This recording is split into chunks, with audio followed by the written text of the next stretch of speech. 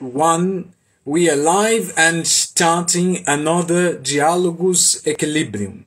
Today our episode is with former Royal Navy Captain Kevin Fleming, who I will be inviting in a brief moment from now to join us. But first and foremost, I'd like to say that today's Diálogo is going to be in English. This is a request of a great part of our audience, and I wish you all to get in and call our friends so that we can participate on this. I'll invite Captain Fleming so that we may start.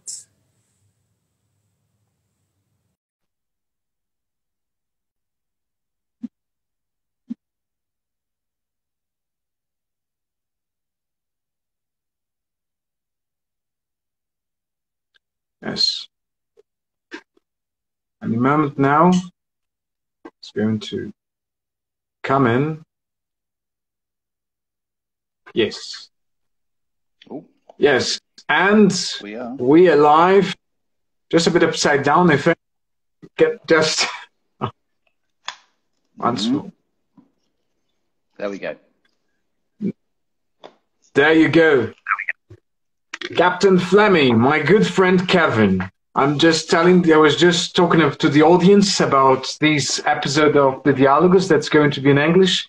And if I may, Kevin and I know each other for a while now, so I take the liberty of calling you Kevin today. Let's leave Captain aside, if you please. No problem at all. I'm now a Mr., so I don't use the title Captain anymore, so I'm very happy with Kevin. Thank you. Thank you. Well, I want to, first and foremost, thank you for having accepted our invitation today to participate on these episodes of the Diálogos.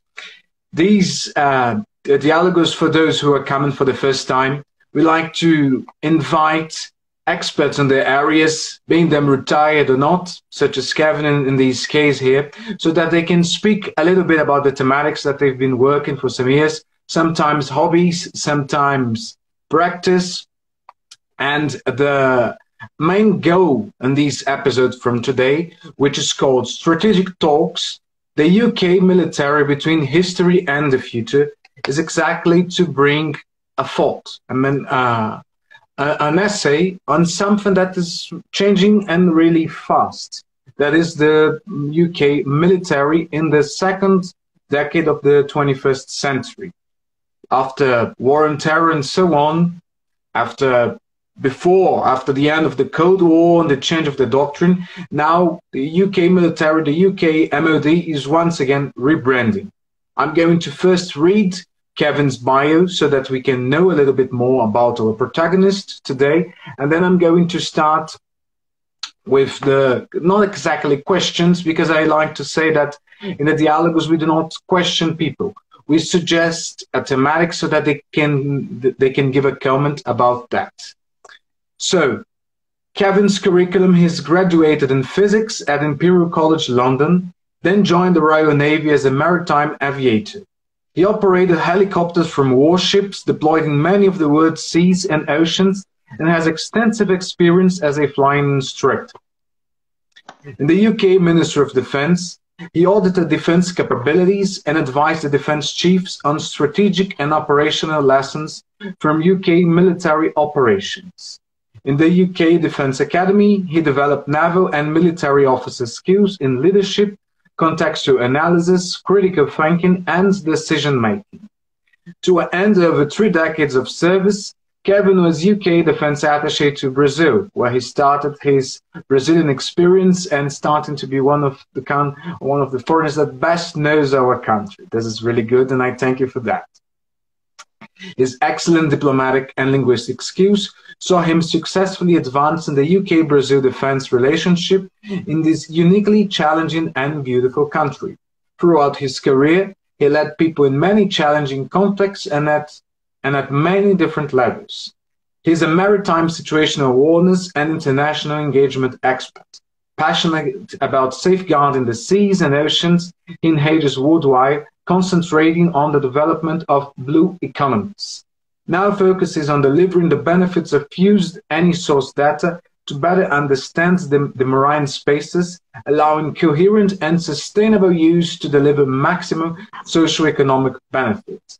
Currently, he is a visiting senior research fellow at King's College London in both the Corbett Centre for Maritime Policy Studies and the King's Brazil Institute. I must emphasize that Kevin today is joining us not as a military officer, for so he does not speak in the name of British MOD, and anything that is good to be commented. He's going to talk a little bit more about that. But I just wanted to make this remark. And another remark that we always make is that the comments that here, the Diálogos are a free and open space for ideas and teams discussions. But the comments and arguments used by our guests do not necessarily represent Equilibrium's view. Being so, once again, for those who are joining us now, thank you very much, Kevin, for also having accepted our invitation.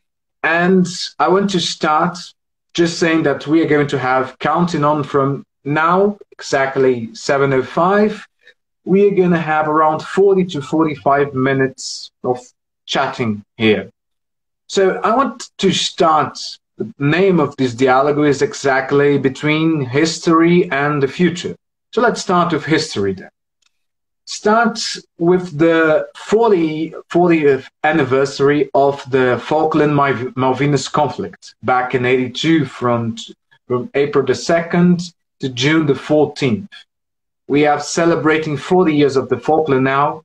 Two different countries with history that some cases goes together, that many cases in wars, such as was the Falklands conflict, but Britain and Argentina. We know that until nowadays, with the conflict having advanced the end of the Argentinian regime of General Galtieri and the end of the dictatorship in South America, and re-elected one of the things that was attributed to having re-elected Madam Thatcher at the United Kingdom. But I want to talk something more, something deep in about the military generation. I mean, your military generation.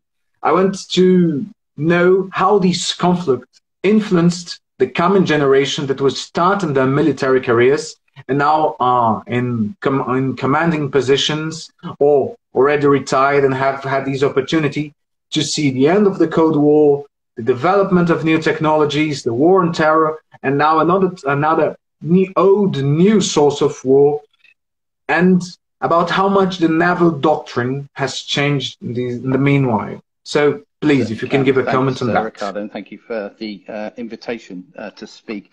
Wow, what a question. Because I remember 1982, I hadn't joined the Royal Navy. I was 16. I remember listening to a lot of the conflict on the radio or watching some of it on the television. My father was in the Navy. He left 5 years before, so it was a really raw experience for him because there was still some of his colleagues were still serving.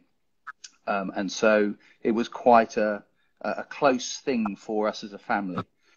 But when I joined the Navy 5 years after the Falklands War, we were still in the Cold War, but the context of the Falklands, and this has resonated throughout my entire naval career, is whenever we're talking about capabilities in the Navy particularly, a lot of the armchair critics would say we would not, with the size of our Navy, because it's got smaller, we would not be able to retake the Falklands.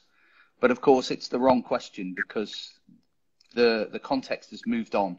40 years on, we are not in the position to have to do that. We don't envisage having to do that.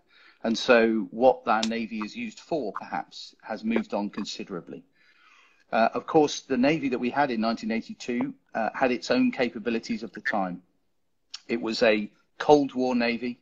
It was designed really for an anti-submarine battle in the North Atlantic, in the Greenland, Iceland, UK gaps, and to dispatch it 8,000 miles to the South Atlantic, where many people really didn't know much about the Falklands until Argentina invaded the islands, was quite a big change, quite a big challenge. The Royal Navy had really shrunk in terms of its global footprint since the Suez Crisis, arguably, in the mid-60s. And so from that perspective, this was quite a challenge. One of the things that we learned as a result of casualties was how to design our warships better. We knew how to do it, but we'd failed to continue really to create robust enough vessels that could take damage and continue to fight.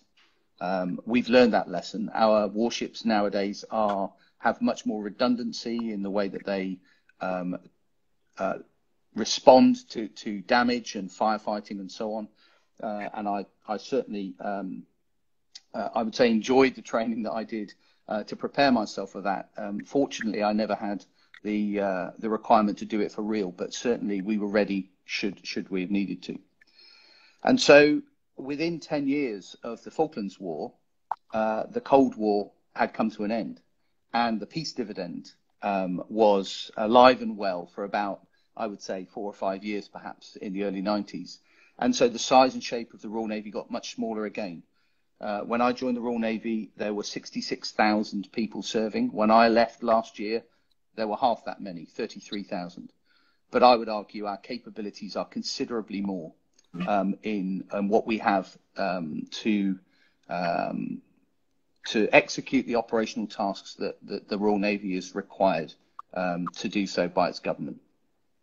I think another challenge has been, because of the Falklands War, the UK has not been able to move entirely into the domain of always fighting in a coalition or in NATO, for example. We always seem to think about we need to keep the ability to fight on our own if we need to, because the context of the conflict that we might be facing may be politically unacceptable to anybody apart from our own nation. And that was the way that the Falklands War was seen in 1982.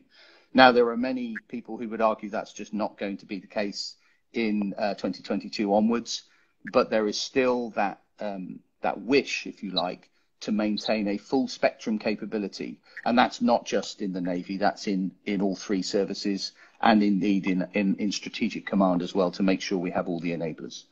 So the manner in which we look at the world, whilst we look at it through the lens of NATO, and we should, we also look over our shoulder to a certain extent to do the what ifs. What if we have to go it alone? And to date, we have been able to afford a defence capability, a defence budget that will allow us to do that. How long that will last, that's an interesting question. And I think we'll probably come to talk about the Eastern European situation a little later, where many NATO nations now have finally stepped up and agreed to fund their defence budgets to the tune of a minimum of 2% of their GDP, which has been enshrined in NATO for many years, but a considerable number of nations have not achieved that. So I think that's where I would say that the challenges have been, and that's a very rapid canter through 35, 40 years or so, since 40 years since the Falklands War. But it's been that never-ending challenge. The North Atlantic is our backyard. It's where we've been prepared to fight during the Cold War. But then, of course, with the peace dividend, and then we've had wars of choice, if you like, rather than wars of necessity. The Falklands was a war of necessity. We were taking back territory that was British from an invader. However, in Iraq and Afghanistan, you can argue, again, this is probably not the time to argue the rights and wrongs of those two wars, but it was certainly a choice as opposed to a necessity. So there's a different approach to that. And then you overlay on all of that the Balkans through the 90s, which were, again, very challenging for the British military. The Navy were involved largely in aviation and then off the coast in the Adriatic. But it was a challenging time because there was apparently supposed to be a peace dividend where defence budgets shrank from about 5% of GDP down to about 2-ish%. And that was a very large change. And the final thing, really, in terms of change, I would say is before the peace dividend in 1991, if you joined the military in the UK, the only time you left was when you decided that you would resign and you'd had enough and you were going to leave. We didn't, apart from the largest exodus, if you like, from the military before that had been at the end of World War II, because conscription and so on was in place at the end of World War II. But you now had in 1991 a number of people who were made redundant from the military. So these people had signed, if you like, the blank check, as it's often called, to put themselves in harm's way and to use the phrase, and fight the Queen's enemies as and when required. But there were a large number of people who had done that and then were told that they were no longer needed. And that was actually quite a shift, I think, in how some more military people began to behave like employees as opposed to somebody who had taken a calling. That's a generalization, but there was certainly more comments about those sorts of things through the 90s. Into the 2000s and 2010 onwards, where we've been largely in landlocked campaigns. That's not to say the maritime environment has not been heavily involved. It has, but perhaps not just so much with the UK military, but certainly you talk to any US Navy aviator, they've certainly been involved throughout in Iraq and Afghanistan. And our own commando helicopter forces have been involved considerably throughout all of those land campaigns. And then you have the other side of the coin, where I would argue probably the majority of logistics officers in the three services will have served in Iraq and Afghanistan. Joint logistics has become absolutely vital in all of those campaigns. And so it would not be a surprise to see naval, air force and army logisticians together in harm's way, making sure that the logistics, the professional side of the military is provided for. So quite a long answer in a way. I could go on a lot longer, but I'm aware that we are sort of relatively limited on time. But hopefully that gives you a perspective from pre me joining through to just leaving. No, it was really good, because actually I'm going to make a hook to our second question using some of the elements there. That's exactly these change of doctrine, the recent one, these in the sense of global Britain with these maritime doctrine. Two of the comments that I was formulating here based on your answers. The first is how with these blank check that you used to give and then you are no longer needed. This is something interesting, because as a sociologist myself and someone who also comes from a military background in Brazil, I can see a bit of both. First is from the working market, that is exactly like this. The fast that it is, and you lose this contact and the focus, the aim on the career. And the second is that under the Brazilian perspective, the armed forces are also starting on this level, which we here in Equilibrium started calling the Uberization of the armed forces. That is, you will need you this time and then you have to leave. Thank you very much for your service. No, but I want to stay. No, I'm so sorry. Your time with us has come to an end.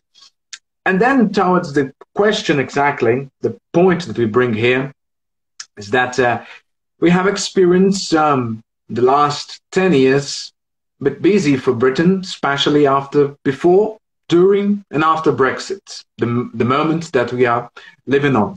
And so it was like a development of a new strategy, a new national strategy, mostly emphasizing in the Navy element, the sea power,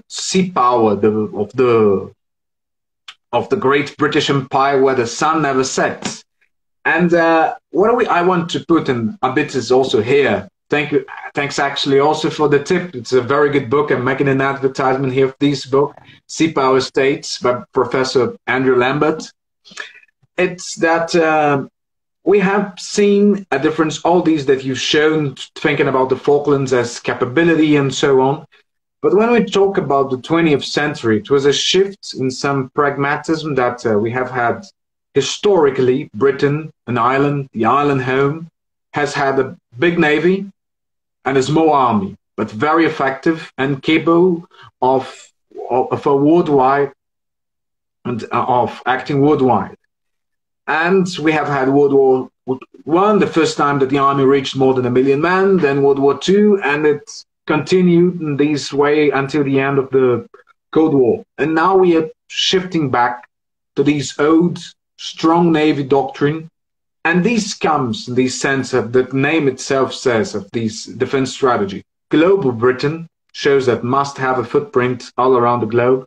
And while we are seeing new trade routes, and of course, we have also moved on from the wars of choice as were Iraq and Afghanistan. But what I want to bring these, and I want you to comment on about, is talking about the numbers involved in the war in the South Atlantic.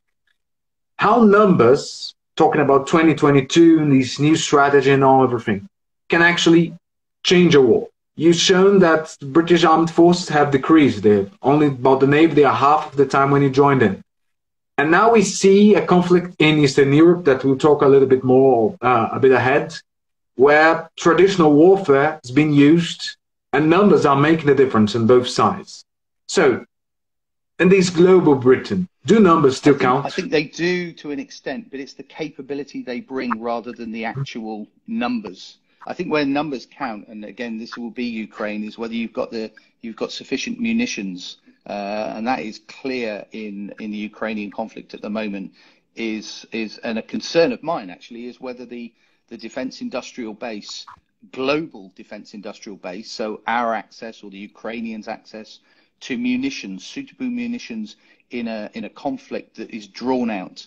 I think we've got into a habit of perhaps thinking of things being done quickly, cleanly, relatively cleanly. And even though we were in Afghanistan for many years, I think there was a sense that it wasn't at scale. It was at scale, but it didn't feel like it at scale in the same way that the world wars did, and the Korean War as well, for example. So numbers, yes, do count. Many people say that mass has a quality of all of its own. So if you don't have enough, then having the best but not very much of it is not suitable. So I think there's a recalculation going on at the moment, and what that will have to be accompanied by will be an increase in resource. But do I envisage, for example, the British Army being able to field divisions of tanks and so on and so forth in Eastern Europe or the North German plain as was prepared for? Probably not. I think there's a different there's a different dynamic in terms of the capabilities that you require. It depends on what your aim is, what you're trying to achieve. It's clearly, if you're trying to take and hold land, you need boots on the ground, to use that phrase. But there is a vulnerability in that. And we've seen indeed in Ukraine, but elsewhere, the ability to see what's going on. So whether that's from, if you like, the traditional area of military abilities in the satellite space, and space is an area that perhaps you might talk about if we have time, but certainly the way that militaries do get to understand the picture, what is going on, human terrain at the really small tactical level, or as you saw in Ukraine, the civilian satellites that were tracking Russian tank columns for days, waiting to see what they were going to do, and so on and so forth. So the ability to see has continued to increase, and that's not just over land now. That's pretty ubiquitous over the seas as well. The oceans are large, but they are not infinite, and so there are ways of finding out what goes on. So yes, numbers are important. I think numbers in the NATO context are important, but from a UK perspective, we must be mindful that it's not all for us to do. I think also, and considering the previous US president, who was relatively dismissive of the importance of the NATO alliance, and that has had a shift, has had an impact, arguably had an impact on why Ukraine and Russia are fighting at the moment. But I think we can't, as a European, as Europe, we can't expect the United States to continue to deliver the mass that's required. I'm not suggesting they're not going to when needed, but I think there is an element of that Europe will need to step up with more for itself as we look to the future. So that's where sort of numbers, if you like, play the game. I just finally, though, I think, so World War I and World War II were absolutely, largely, and we see it through the European eyes, they were fought, a lot of people think, in the European theatre, but it was a global war and it was a maritime campaign. Without understanding where to put, at your point of choosing where to deploy your army, for example, how are you going to feed your forces? The Commonwealth was hugely important to the United Kingdom during World War I and World War II, and that's, I think, I wouldn't say it's forgotten, but it can be overlooked if people are thinking more European and the European theatre, and everyone knows because a lot of the time the European theatre was more well known because it's closer to where we are in Europe, of course. And once the Americans joined the second main, it became more obvious that Germany had to be defeated in Germany, and so that therefore it became the focus. But then, of course, we had Japan and the Pacific campaign, which was obviously a maritime campaign. I don't think there was any doubt about that. So large armies, you could describe it as continental, but it was nonetheless absolutely a maritime campaign. And it's quite interesting because when you just finish this, we have another topic now. But once we think that the oceans are large, you mentioned, I was thinking about the U-boats in both world wars, but especially in World War II, that these tactics that they developed, and they were on the brink for the extensive use of radar and the code breakers to make Britain starve, because they were sinking so many convoys that they would not. So the Navy was really important on these sense. Yeah, the Battle of the Atlantic was absolutely vital to winning the war. And it took 6 years, but as quickly as it was, it could have gone on for a number of years longer had the Battle of the Atlantic not been as successfully prosecuted. For all sorts of technology played its part, as you say, the Enigma machine that was liberated by the British and then used to great advantage. So there were all sorts of other things, and without our colonial cousins in the United States and obviously the Commonwealth nation of Canada, we would not have been able to continue to fight our corner in Europe and then be the staging post, if you like, for D-Day and what came. But of course, then there was all North Africa. I mean, we're not going to go into the entire campaign of how Europe was going. That's another one. Another dialogue only to talk about that maybe another time. But no, I'll stop there on that one.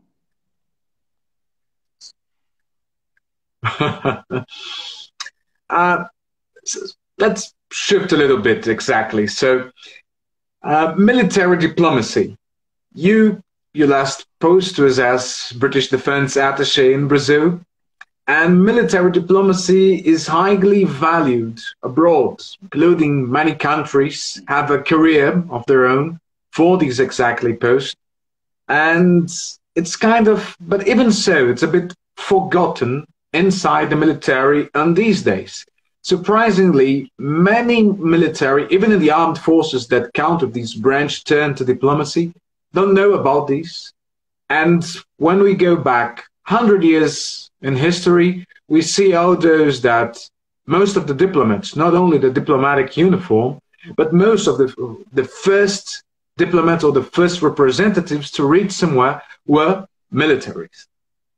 So I want your opinion, a thought of yours on these sense about the importance of these military diplomacy. And you that live in Brazil, know so many military, know Brazilian armed forces. What's your perception in the sense that many has been done in the sense of trying to create a career, a branch inside the armed forces for so, despite many may watch these and say, oh, but Brazil was present in so many UN peace missions. That's not what we're talking about here. And even in congresses and so on, it's a bit different. It's in the sense of military diplomacy, because back in my Ministry of Defense days, I've seen many attempts, seminars and so on, of trying to establish, and none of them has actually worked. So military diplomacy, what can you tell us about? So I would say there are two types. So there's naval diplomacy and you would say military diplomacy. You could call that defense diplomacy as a group. But I would say that naval and military diplomacy, and in the UK, there is naval and military, and they have been separate. And the Air Force came along a little bit later, as you know. But fundamentally, it's the Navy, and it was the Navy and the Army where it came from. So naval diplomacy has existed forever. I remember being asked when I first joined the embassy in Brasilia by the then ambassador, is this your first diplomatic posting? And I said, oh no, Ambassador, no, I've been doing diplomatic postings since 1990. And he said, oh, what embassies? I said, no embassies, Her Majesty's warships. That was when I joined the front line after my training, and since then I've been doing naval diplomacy ever since. The Army and the Air Force would clearly argue a similar thing. They do operate in a different way. It depends on which time of history you're talking about.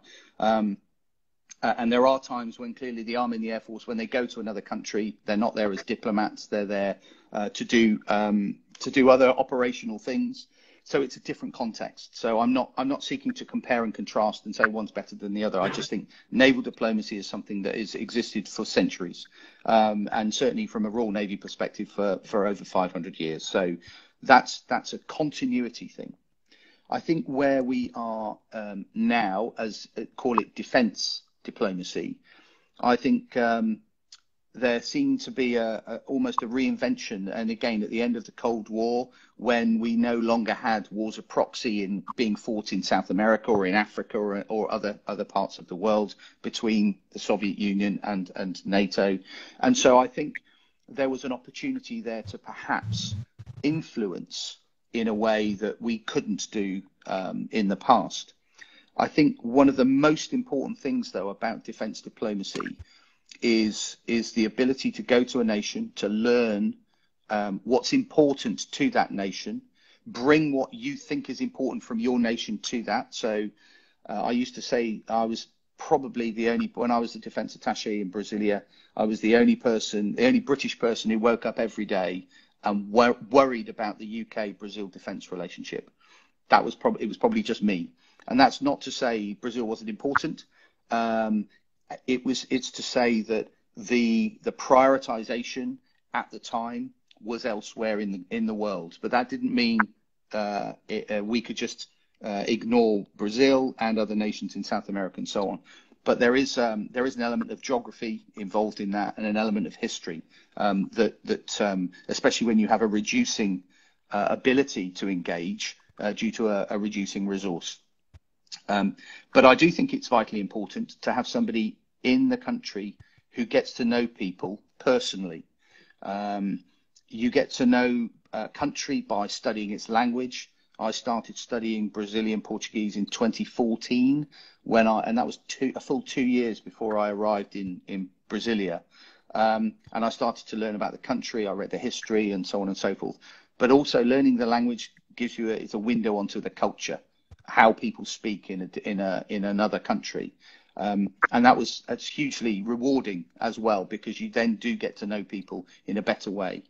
But if you and it's not a transactional thing. It takes time to build. I spent 4 years in Brasilia, and I think other nations that spend shorter periods of time, maybe 1 or only 2 years in a country, it's quite difficult to build up those personal relationships that I think are quite important, so that when you need to go and ask something that's a little bit sensitive, or is not going to be easy, if you haven't met and got to know the person, the people, the head of the Navy, the Army or the Air Force, if you haven't got to know them, it's very difficult to go in and ask what is going to be an unpopular request. But your government or your military have asked you to do that. So I think that's an important thing to build.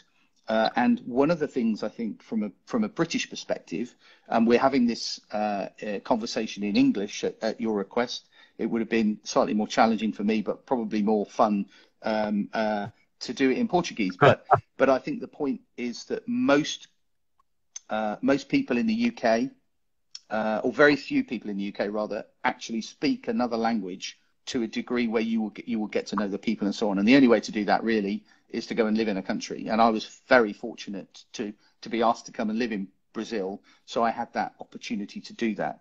And they sent me to school for a year before I arrived in Brazil. So that shows you the investment. That's a considerable investment in the UK-Brazil defence relationship by sending me to school for a year to learn Brazilian Portuguese and then arrive in the country and then continue to learn it. So I think the diplomacy element of defence is vitally important. I think it cuts across quite a few cultural barriers that may exist. Navies, and we in Brasilia we had all of the naval attaches. Well, actually we changed the name while I was there, but it used to be called the Mafia Branca. Now it's the Confraria Naval. And maybe it's gone back to Mafia Branca, I don't know. But it was basically anywhere that sailors get together, they have a lot in common. And I think I'd characterize that is that the reason why people in the Navy, regardless of what country they're from, regardless of whether we fought each other in the past, some of my best friends in Brasilia from the diplomatic community were from countries that we have been fighting with in the not too distant past. And we were talking about Argentina. Some of my very best friends were the defense attaches and the naval attaches from Argentina, and they were very helpful to me in South America. So, but we have an ability to look beyond the politics and look at the common enemy, which is the sea. If you don't respect the sea, it will bite you. It will swallow you whole. So there is an element of that. And there's an added piece on that as a naval aviator is if you don't respect the sea and you don't respect the skies and what they can do to you and the weather and all of that, so the planet, then you will not win. And so there's an element of togetherness with that. And the Army will have that with their colleagues, and the Air Force absolutely do too. So I think there's barriers that are much more easily broken down because you have shared experiences that might not be entirely congruent in your own country, but you certainly understand what the other people are, what makes them tick. And there are then also some countries, and Brazil is one of these, I would say, where the military have a much larger role in the country, the nation, than perhaps that we do in the United Kingdom. So in Brazil, the Navy, the Army and the Air Force do things that the British military would not do in the UK. A lot of the stuff to help. So up in the Amazon, the hospital ships that the Navy operate, the Air Force and the blood donors and the organ donors and flying all sorts of things around the country, the Army and the logistics and road building and providing water in drought, and so on and so on. There's lots of things that the Brazilian military do that make them much more closer to the population in a way that we don't in the UK. We haven't got the scale, but also other government departments do that sort of thing. So our military, and you talked about it, we're a small island. Our military go overseas and do stuff because that's the way we've been employed. We try to defend at distance, at range, rather than defending the homeland, unless we're obviously forced to do so, as we were almost in the Second World War. So there's a difference there in how militaries are seen. But then there's an ability for, if you are a military person in a more military focused country, and I would say Brazil is that, particularly from the history of Brazil through the 60s and into the mid 80s, there's almost an opportunity to help our diplomats, the different side of the embassy, to help them, to open doors for them, for example. And then you can retire and say, look, this is not really what the Royal Navy get involved in, but I can open the door with you. I got involved in some offshore wind farm discussions, not because I knew anything. I know quite a lot about it now, but I didn't know anything really about offshore wind. But the Navy, the Brazilian Navy, get involved in whatever goes on in the sea space because they're responsible for navigational safety. So I was involved in early stages, and then I could leave when they all started to talk about wind farms and so on and so forth, because it was now an obvious conversation that the professionals could be having. So there's all different ways that might look a bit odd, that you can get involved in. And I got involved in some interesting conversations that I'd not imagined I would before I arrived in Brazil.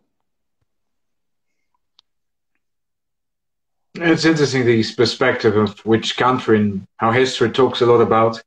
And yes, I think as a consultancy company, many times people come to ask us why there are militaries in everywhere, especially now due to the present government and so on.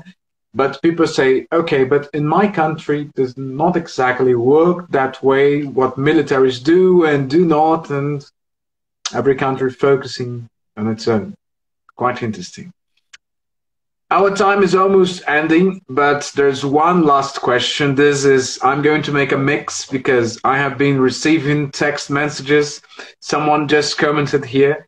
And of course, we mentioned it before, that it's about the conflict in Eastern Europe. That's maybe the trickiest one for the end, but it was not something intentional in this sense. We don't make judgment of right or wrong here. Rather, one is the aggressor, the other one is the victim, especially because we know that geopolitics is a tricky arena and there are no innocents in geopolitics. One can argue about the people and so on, but the big thing, the bigger perspective, there are no innocents in it.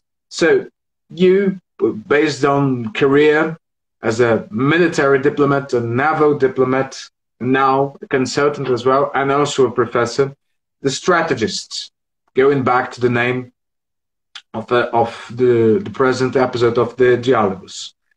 What will the new geopolitics of these multipolar worlds look like after this episode in Eastern Europe? Yeah, that's a good question.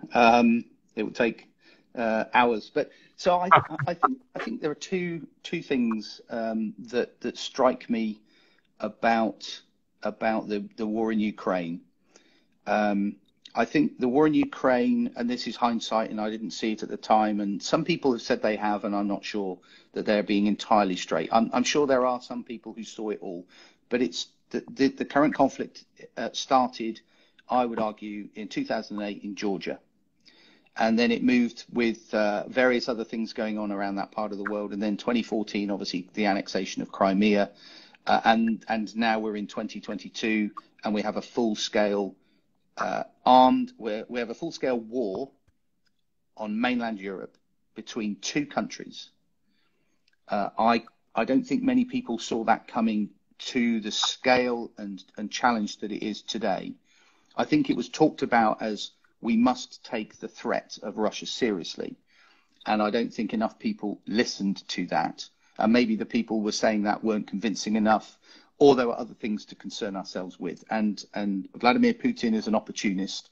He's seen perhaps perhaps it may have happened earlier, but for the pandemic, it may have started earlier because of that, or it may have been an opportunity he's seen to test.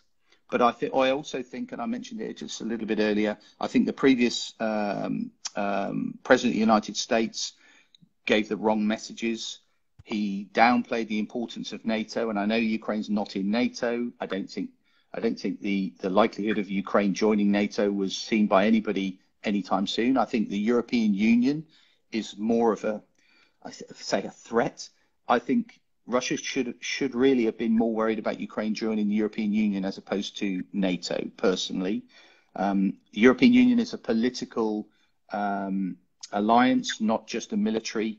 NATO is a defensive military alliance. So I struggle to see, and I don't understand Russians. I've not lived there. I've read a bit about it, but I'm certainly not anywhere near as well read as perhaps many are. But the mindset of seeing NATO as a threat is surprising to me. Seeing the European Union not as a military threat, but as a cultural threat, as a threat to the dynamic at play in Eastern Europe, where Russia likes they like a buffer zone. That's what they really seek, and that was being eroded. And there are all sorts of debates about whether who was guaranteed what in 1991, Did the Americans promise, and so on and so forth, with not joining NATO and so on. But I do think that taking the threat of aggression, particularly when it comes down to invading other people's territory, which has happened, the Russians have been doing since 2008. We didn't take it seriously enough. That's one thing. But the global geopolitics you talked about, and we haven't mentioned China. So the war in Ukraine is being studied by everybody, but particularly by China. The challenge I also think we've got is that China is far, far more wealthy than Russia. Russia is a relatively small, relatively poor country compared to China and the large players. So they're watching this. They're watching the economic warfare that's going on. They'll be watching the kinetic exchanges in Ukraine with huge interest as well. But I do think China will be studying the implications, the ramifications of everything that's going on. We are at war economically on this planet. Not everyone's involved yet, but everyone is starting to feel the impact of that. So I do think that China is watching this extremely carefully. Who knows what will go on with Taiwan in the future? That's, again, outside of the scope perhaps of this conversation, but I do think they'll be watching it from a military perspective, but also from the resolve of NATO or the resolve of our West. But it's not the West, is it? It depends where you are on the globe as to whether it's West, North, or whatever. But to use the shortcut of Western nations, what is their resolve to try to stop Russia doing what they're doing? Nobody in NATO wants to end up in a conflict, an armed conflict with Russia. And should the conflict only remain within Ukraine, that is an achievable aim. But I think the Baltic states at the moment are very nervous. I think Sweden and Finland joining NATO is a very interesting development, which I don't think Vladimir Putin saw. But it feels a positive step from a NATO perspective. I wonder what Moldova are perhaps thinking about where they've asked to join the EU. I don't think they intend to ask to join NATO. I don't think that would happen. But they want to remain neutral, but neutrality is becoming difficult. Even Switzerland are now talking about how they can coordinate more with NATO and the wider European alliance, for example. So the war in Ukraine, I think, has started to force people to take sides. And that, to me, feels quite dangerous. China and India have remained neutral in a way, but the neutrality that they've expressed indicates that they know do they know they're going to have to make a decision? Not yet. And they don't want to make a decision because it's not in their interest to do that. They need to stay as ambiguous as possible. But I do think that the war in Ukraine is starting to make the world, it's certainly more dangerous. We're in an economic war at the moment where, and Jens Stoltenberg, of NATO, the Permanent Secretary of NATO, Secretary General, said the difference that the war in Ukraine is making to everyone outside of Ukraine is, yes, we are having to spend money. It's much more difficult now. The oil prices and prices of food and so on and so forth. But we're only spending money. The Ukrainians are paying with their lives. And so we've got to do something about this. We can't just let Russia run and continue, because and appeasement has been talked about in this country since the 1930s, with Hitler in Germany. It feels a similar context. It's not the same. History never repeats, but it does rhyme. And I think there is some things that rhyme at the moment and that we need to take very seriously. Yes. Well, Kevin, our moment here, very profitable. I told you before we have exchanged some messages and some last hour details, but worked pretty well. Thank you very much once again for having accepted our invitation. Second, for this brilliant explanation. I just want to leave a message that for those of you who are arriving now or are watching this video in any other of our channels, this video will also be posted on our YouTube channel, and it's going to be available here. If you're still not inscripted in our periodic newsletter, please subscribe. The link is in our bio.